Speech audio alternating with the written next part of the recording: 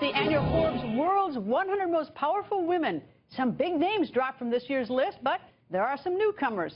So, who's in and who's out? Executive Vice President of Forbes Media and President and Publisher of Forbes Women, Moira Forbes goes on the record. Nice to see you, Moira. Nice to see you, Greta.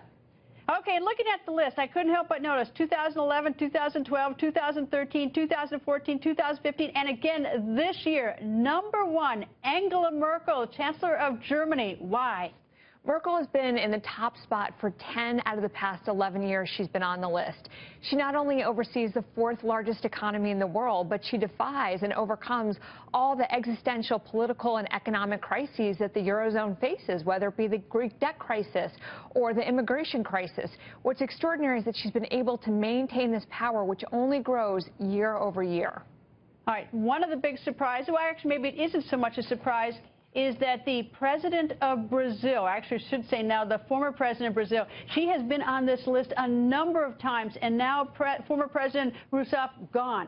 Yes, what happened to her? She's just an example of how power is fleeting. She's right now facing impeachment charges, corruption charges, and the like. She was a bright spot in terms of women's power around the world, but what's encouraging is we have 11 heads of state this year, including newcomers such as the president of Taiwan, the head of Myanmar, the head of countries like Croatia and Mauritius. So women's political power is on the rise, which is a big change for us this year.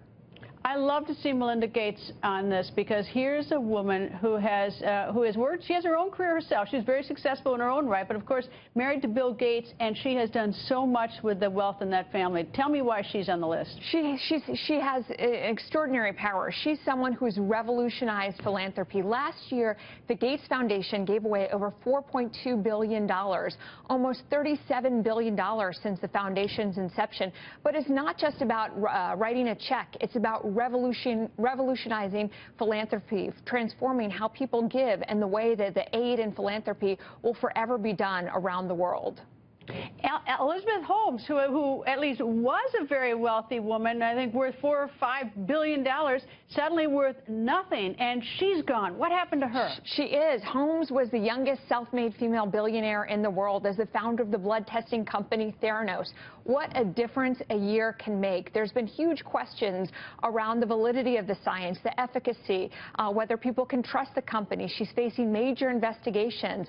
So she went from a newcomer last year on the list to dropping off this year. And Greta, I can't forget to mention the amazing, powerful voices on our list who are shaping the news and making the news, such as you. We're thrilled to have you on this year's Power Women's list as well.